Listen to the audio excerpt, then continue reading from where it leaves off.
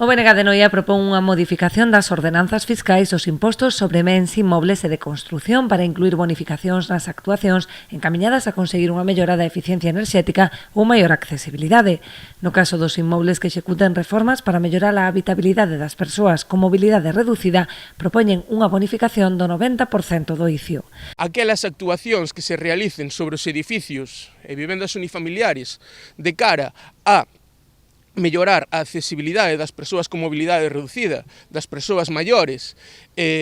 das persoas con discapacidades, é dicir, toda a mellora de mobilidade nas vivendas unifamiliares e nos edificios estará bonificada nun 90%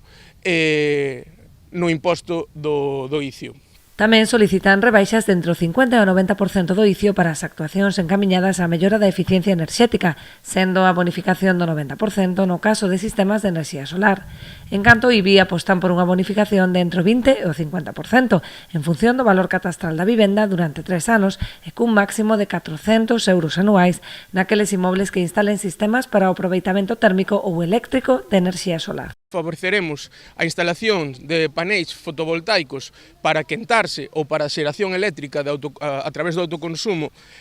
nas vivendas cun 90% do ICIO. E aquelas familias que instalen paneis fotovoltaicos nas súas vivendas poderán gozar entre un 20 e un 50% de bonificación do IBI, dependendo de que sexan casas máis humildes ou casas, pois digamos, cun valor catastral maior, bonificando máis as familias, efectivamente, máis humildes, pois terán esta bonificación do IBI entre o 20 e o 50% durante 3 anos para promocionar tanto o aforro enerxético a medio prazo para bonificar tamén pois un modelo enerxético do futuro no noso municipio.